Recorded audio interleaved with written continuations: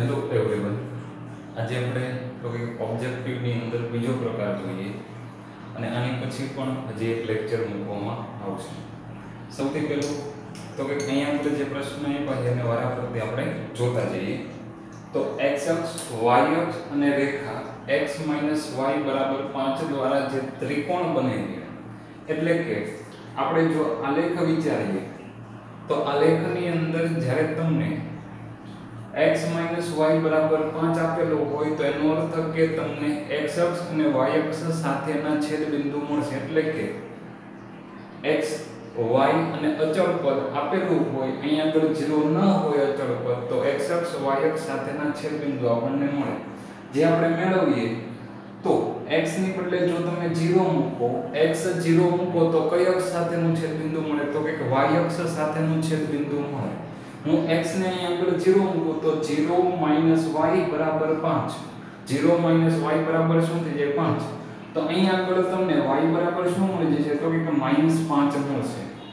એટલે કે -y બરાબર 5 હતું તો y બરાબર શું થઈ જાય? તો કે -5. એવી જ રીતે જો મારે x અક્ષ સાથે છેદબિંદુ મેળવવું હોય તો x અક્ષ ઉપર દરેક જગ્યાએ y એમ કેવું હોય? તો કે 0 હોય. તો y ને 0 લઈ લઈએ. y ને 0 મૂકીએ તો x બરાબર શું મળશે? તો કે 5 મળશે. x બરાબર કેટલું મળશે? તો કે 5 મળશે. y એમ તમને મળ્યો -5, એટલે કે બિંદુ થઈ ગયું 0, -5. જ્યારે x એમ મળ્યો તો કે 5,0 અને આમાંથી પસાર થતી રેખા છે.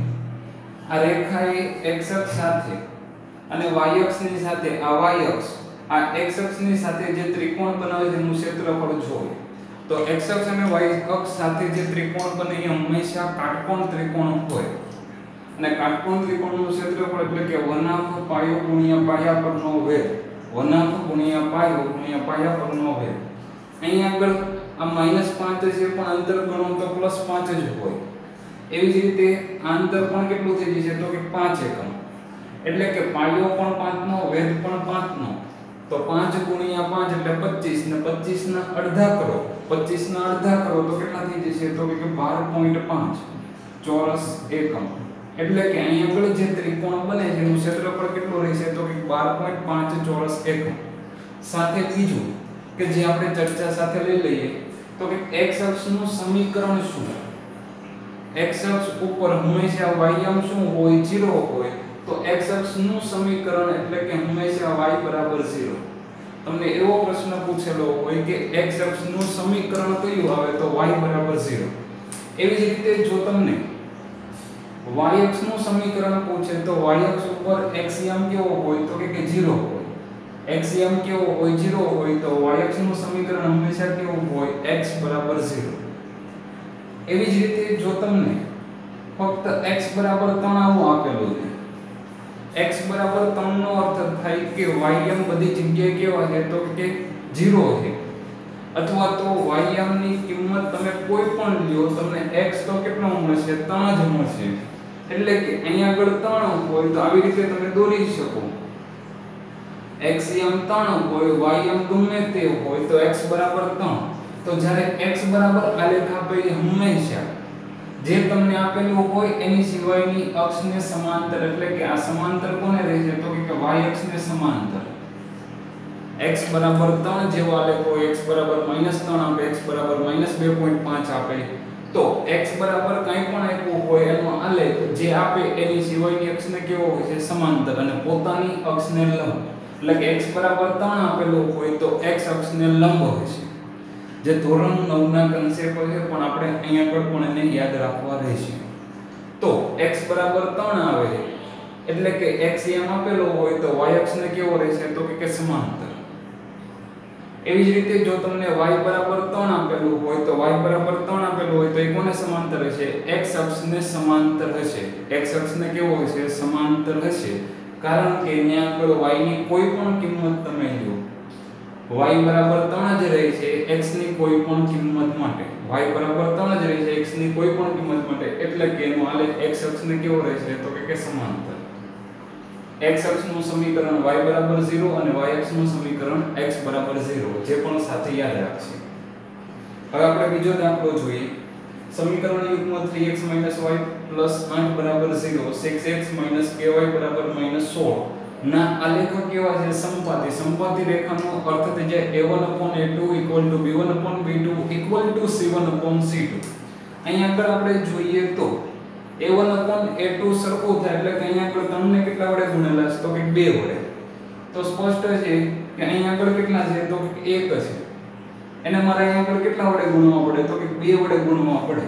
કારણ કે જો પહેલાને 2 વડે ગુણવું હોય 8 દુ 16 થાય છે. જે તમે ડાબી બાજુ લઈ લેજો તો એ +16 જ છે. એટલે કે ગુણોત્તર 1/2 જ થાય છે. તો અહીં આગળ તમારે 1/2 ગુણોત્તર ક્યારે આવશે? જો k ની બદલે 2 હોય તો. એટલે કે k બરાબર કેટલા રહે છે? તો કે 2. પણ અહીં આગળ જો નિશાની અહીંયા પ્લસ કરી નાખીએ તો એટલે કે +ky આપેલું હોત તો અહીં આગળ માઈનસ હતું. એટલે કે a1/a2 = આપણે b1/b2 જોવે. તો અહીંયા આગળ ગુણોત્તરમાં ચેક કરો તો a1 એટલે કેટલા છે? તો કે 3 છે. a2 એટલે 6 છે. એટલે કે 1/2 + 1/2 આપણે કરવાનું. b1 ની બદલે -1 છે અને b2 ની બદલે તો કે મેં નિશાની ફેરવી એટલે કેવું? તો કે +1. હવે આ k ની કિંમત ફરજિયાત કેવી હોવી જોઈએ? તો કે -2 હોય તો જ ગુણોત્તર કેવો થાય? તો કે 1/2 થાય. તો k બરાબર -2 આવે. જો અહીંયા પ્લસ નિશાની હોય તો એટલે નિશાની ખાસ ચેક કરવાની. ત્રીજું સમીકરણ છે એના y અક્ષ ઉપર હંમેશા x યમ 0 હોય. y અક્ષ ઉપર હંમેશા કયો યમ 0 હોય? તો કે x યમ 0 હોય. તો x ની બદલે અહીંયા આગળ 0 મૂકી દો. x ની બદલે 0 મૂકો તો 3x 0 થઈ જાય. એટલે કે 0 - 5y = 45. આની ઉપરથી તો કે -5 છે છેદમાં લઈ લ્યો તો 9 × 5 = 45 થઈ જાય. એટલે કે y બરાબર તો કે -9 થઈ જશે. તમારો x યમ 0 છે, y યમ કેટલો છે? તો કે -9 છે. એટલે કે જ્યારે તમને કોઈ અક્ષ સાથે છેદબિંદુ પૂછવું હોય તો તરત યાદ આવી જવું પડે કયો યમ 0 છે. અને યમ પૂછેલા છે એટલે કે તમારે બિંદુ લખવાનું છે. જેમાં x યમ 0 છે અને y યમ શું મળ્યું? તો કે -9. એટલે કે આપણો જવાબ 0, -9 રહી છે. ખાલી -9 ન લખાય, ધ્યાન રાખવું પડે. ઉગમ બિંદુમાંથી આલેખ પસાર થાય છે એવું કહે છે. ઉગમ બિંદુ એટલે કે 0,0.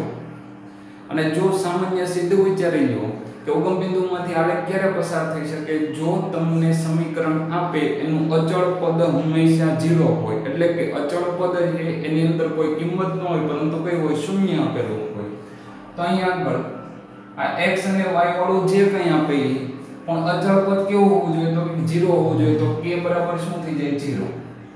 ઇન કેસ કે આ વિચાર નથી આવતો તો શું કરવાનું? ઉગમ બિંદુના યમ કયા હોય? તો 0,0 હોય. x ની બદલે 0 મૂકો તો આ 0 થઈ જાય. y ની બદલે 0 મૂકો તો આ 0 થઈ જાય. તો k બરાબર 0. એટલે કે ઉગમ બિંદુમાંથી પસાર થતો આલેખ હોય તો અચળ પદ હંમેશા 0 અથવા તો બિંદુના યમ મૂકી અને k મેળવી શકાય. હવે અહીં આગળ પ્રશ્ન પૂછેલો કે 7x + 10y = 16. અને બીજું સમીકરણ આવા સ્વરૂપે લખ્યું 3x - 30/7y = 48/7. એનો આલેખ શું તમને સમપાતી રેખા મળશે? તો સૌથી પહેલું બીજું સમીકરણ છે એનો તમે લસા વિચારો. લસા વિચારો એટલે કેટલો થઈ જાય? 7 લસા લ્યો તો 7 તેરી 21x - તો કે 30y = 48. લસા લેજો એટલે આ બંને જગ્યાએથી 7 કેન્સલ થઈ જાય. ત્યારે અહીંયા આગળ કેટલા ગુણાઈ જાય? તો કે 7 ગુણ્યા એટલે 7 તેરી 21. હવે સમીકરણ છે એમાં સમપાતી રેખા છે એ આપણને ક્યારે મળી શકે? જો a1/a2 = b1/b2 = c1/c2 થાય. પણ અહીંયા આગળ જો આપણે લસા ન લીધો હોય, ડાયરેક્ટ વિચારવું હોય તો એ ખબર પડી જાય કે એક જગ્યાએ પ્લસ હોય અને એક જગ્યાએ માઈનસ હોય. તો ક્યારેય સમપાતી રેખા ન હોય. કારણ કે ગુણોત્તર ક્યારેય સરખો ન થાય. ગુણોત્તર સરખો થાય પણ નિશાનીનો ફેર આવે. અને નિશાનીનો ફેર હોય તો એ ગુણોત્તર સરખા ન કહેવાય. એટલા માટે અહીંયા આગળ તો કે સમપાતી રેખા નથી. પણ કેવી રેખાઓ મળશે? તો કે એક બિંદુમાં છેદતી એટલે કે અનન્ય બિંદુમાં છેદે તેવી છેદતી રેખાઓ તમને મળશે. એટલે કે સમપાતી રેખા તેનો આલેખ નથી. છઠ્ઠો પ્રશ્ન જોઈએ તો કે 2,5 એ સમીકરણ આ બંનેનો એક સામાન્ય ઉકેલ કહી શકાય. સામાન્ય ઉકેલ કે તો એનો અર્થ બીજો એવો પણ થાય કે આ બંને સમીકરણનો તમે ઉકેલ મેળવો તો એ કયો છે 2,5 અથવા તો બંને રેખાઓનો તમે આલેખ દોરો આલેખપત્રમાં તો એ 2,5 બિંદુએ છેદે છે એટલે કે અહીંયા આગળ બંને રેખાઓ કેવી મળશે તો કે છેદતી પણ કયા બિંદુમાં છેદતી તો 2,5 એવું આપણને પૂછે જ્યારે આવો કોઈ પ્રશ્ન પૂછે તો x અને y ની બદલે આપેલ કિંમત મૂકવાની અને બરાબર પછી જે કઈ સંખ્યા હોય આપણને મળતી હોય તો એનો ઉકેલ છે અથવા તો નથી જો તમે x ની બદલે અહીંયા આગળ 2 મૂકો એટલે કે 8 x ની બદલે 2 મૂકો y ની બદલે 5 મૂકો તો બરાબર તમને 1 મળવું જોઈએ 8 2 16 5 તેરી 15 16 માંથી 15 બાદ કરો તો શું મળે તો 1 મળે છે એટલે કે પહેલા સમીકરણનો ઉકેલ 2,5 જ છે તો આપણે બીજા સમીકરણમાં ચેક કરીએ એનો ઉકેલ થાય છે 3 x ની બદલે 2 મૂકો y ની બદલે 5 મૂકો તો આ 6 10 10 ને 6 તો કે 16 એટલે કે આપણને 16 જ મળે છે તો અહીંયા આગળ એનો પણ સામાન્ય ઉકેલ છે એટલે કે આ વિધાન કેવું છે તો કે સાચું છે આ પ્રશ્ન બોર્ડ માટે પણ અગત્યના તો આ ખાસ આપણે ધ્યાન રાખીએ જે તમને પૂછેલું હોય એવા સ્વરૂપે આપણે જવાબ જોઈએ કે અહીંયા આગળ એકમાત્ર પ્રશ્ન પૂછવો હોય એટલે x અને y પહેલા અલગ અલગ મેળવીએ અને પછી બાદબાકી કરીએ પછી ના સરવાળા કરીએ તો વાર લાગે તો અહીંયા આગળ ઝડપથી સીધી સરવાળા બાદબાકીથી x y મળી જવું પડે તમારે પદ કયું જોઈએ છે તો કે y વાળું માઈનસ જોઈએ એટલે કે તમારે એવી રીતે બાદબાકી સમીકરણ ની કરાય કે જેમાં y મોટા હોય બાદ થાય એટલે કે બીજામાંથી પહેલું સમીકરણ શું કરવામાં આવે તો કે બાદ કરવામાં આવે શું કામ એવી રીતે કર્યું તો કે મારે y ની નિશાની કેવી લાવી હતી માઈનસ ઈ ક્યારે આવે જો મોટી સંખ્યાઓ વાળું પદ હોય અને હું માઈનસ નિશાની લગાડું એટલે કે આ પ્રથમ સમીકરણ હતું તેને આપણે બીજામાંથી શું કરીએ છીએ બાદ કરીએ બે માંથી એક વખત x બાદ કરો તો x 1y માંથી 2y બાદ કરો તો y અને 7 - 5 એટલે 2 એટલે કે આપણો જવાબ કેટલો થઈ ગયો તો કે 2 સિમ્પલ 1 મિનિટમાં તો બહુ થઈ ગયું within 30 સેકન્ડમાં ઝડપથી વિચારો તો જવાબ મળી જાય આ મોઢે દાખલા થઈ શકે પણ આ સ્ટેપ દર્શાવવા માટે તમને અહીંયા લખ્યા છે હવે અહીંયા આગળ તો કે બે પ્રશ્ન પૂછ્યા છે પહેલો પ્રશ્ન તો કે 1/x - 1/y પૂછે એટલે કે તમારે y વાળું પદ જે મોટું હોય એ તમારે બાદ કરવાનું આવે તો અહીંયા આગળ જોઈએ તો y માં કઈ જગ્યાએ મોટી સંખ્યા તો કે બીજામાં છે તો પહેલામાંથી બીજું બાદ કરો એટલે કે નિશાની ફેરવશો હવે અહીંયા આગળ બાદબાકી કરો તો 5 માંથી 3 એટલે કે 2/x કરશો 3 - 5 એટલે કે -2/y અને 4 - 2 એટલે કે 2 હવે તો કે બધાને બે વડે ભાગાકાર કરી નાખો એટલે કે 1/x - 1/y = 1 એટલે કે આનો જવાબ થઈ ગયો +1 હવે તો કે આપણને સરવાળો પૂછો એટલે કે આપણે પ્લસ જ જોઈએ જો સરવાળો જોતો હોય અહીંયા પણ પ્લસ જ આપેલું હોય તો સમીકરણમાં શું કરવો પડે સરવાળો કરવો પડે એટલે કે અહીંયા સરવાળો કરો તો 5 ને 3 કેટલા થઈ જાય તો કે 8/x 5 અને 3 એટલે કે 8/y બરાબર 4 ને 2 તો કે 6 હવે મારે તો આન્સર જોઈએ છે 1/x + 1/y એટલે કે મારે કેટલા વડે ભાગાકાર કરવો પડશે તો કે 8 વડે ભાગાકાર કરવો પડે 8 વડે ભાગાકાર કરું તો 1/x + 1/y = 6/8 એટલે કે 3/4 કારણ કે બે વડે છેદ ઉડી જશે એટલે કે 1/x + 1/y = કેટલું મળશે તો કે 3/4 હવે માની લો કે આની અંદર હજી પાછો ફેરફાર કરી નાખ્યો કે આ 1/x + 1/5 નથી જોતો પણ આવી રીતે પૂછેલું હોય કે મારે જોઈએ છે 4/x + 4/y કેટલું આવે તો પહેલા તો આપણે નિયમ મુજબ શું કરવું પડે તો કે 1/x + 1/y મેળવી લીધું હવે એમાંથી આપણે કેટલા વડે ગુણેલા છે તો કે આ બંને જગ્યાએ 4 વડે ગુણેલું એટલે કે જે આપણો જવાબ મેળવ્યો કેટલા વડે ગુણ નાખો તો કે સીધું 4 વડે ગુણો એટલે કે જે આપણો જવાબ હતો 3/4 અને કેટલા વડે ગુણો 4 વડે તો કેટલું થઈ જાય તો કે 4/x + 4/y = 3 એટલે કે આવી રીતે પણ પ્રશ્ન પૂછી શકે જે પણ ધ્યાનમાં એક લઈ લો હવે તો કે 9 અને 10 ની અંદર ઉપરની જ રકમો આવે છે પણ એની અંદર જે જવાબો પૂછવામાં આવે છે એ કંઈક અલગ રીતે ખાલી પૂછેલું છે. સૌથી પહેલું તો કે xy છેદમાં આપ્યું છે, ઉપર કંઈક y x કે y x સ્વરૂપનું આપ્યું હોય તો શું કરો તો કે xy બેને અલગ અલગ આપો. xy અલગ આપો એટલે y/xy x/xy કરશો, y કેન્સલ કરશો અને y કેન્સલ કરો એટલે શું થઈ જાય તો કે 1/x 1/y એટલે કે એક્ચ્યુઅલમાં આપણે મેળવવાનું કયું છે તો કે 1/x 1/y જ મેળવવાનું છે. ખાલી પ્રશ્ન પૂછવાની રીત ફેરવી નાખી. અહીંયા આગળ તો કે બંને જગ્યાએ માઈનસ નિશાની છે એટલે કે સમીકરણનો સીધો સરવાળો કરવો પડશે તો જ આપણને માઈનસ નિશાની વચ્ચે રહે છે. એટલે કે 4 અને 3 એનો સરવાળો કરો તો 7/x થઈ જાય. 2 અને 5 એનો સરવાળો કરો તો 7/y અને 5/5 + 2 એટલે કે 7. તો બધાને 7 વડે ભાગાકાર કરી નાખો. બધાને કેટલા વડે ભાગાકાર કરી નાખો 7 વડે તો તમને મળી જાય તો કે 1/x - 1/y = 1. 7/7 એટલે કેટલા થઈ જશે 1. અને છેલ્લો આજનો દાખલો આપણે જોઈ લઈએ. જે પણ થોડા અલગ પ્રકારે આખો દાખલો પૂછને જો કે આની અંદર સમીકરણમાં તે છેદમાં xy આપેલું છે તો બધાને અલગ અલગ આપી ગયો તો x ના છેદમાં xy કરો, y ના છેદમાં xy બરાબર 2. બીજા સમીકરણમાં કરો તો x ના છેદમાં xy માઈનસ y ના છેદમાં xy બરાબર 6. અને આની ઉપરથી આપણે કઈ કિંમત જોઈએ છે તો કે y બરાબર શું આવે ને આપણે મેળવવાનું. પહેલા સમીકરણને થોડુંક સાદું રૂપ આપી દો એટલે કે 1/x = 2.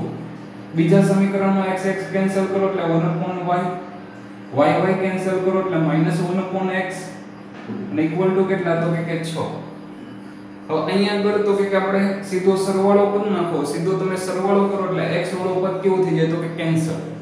x વાળો પદ કેન્સલ થઈ જાય તો 1/y + 1/y એટલે કે 2/y = 6 અને 2 કેટલા થઈ જાય તો કે 8. સમીકરણનો સરવાળો કરો એટલે કે x વાળા પદ કેન્સલ થઈ ગયા. 1/y + 1/y એટલે કે 1 + 1 2/y. મારે y મેળવવાનું છે તો અહીંયા આગળ અંશ અને છેદને શું કરાય ઉલટાવાય એટલે કે y/2 = 1/8. અંશ અને છેદને બંને બાજુ ઉલટાવો તો y મેળવવો હોય તો 2/8. y મેળવવો હોય તો શું થઈ જશે તો કે y બરાબર 2/8 એટલે કે 1/4. એટલે કે y બરાબર શું મળશે તો કે 1/4 તમને મળશે. y ની કિંમત કેવી મળશે તો કે 1/4.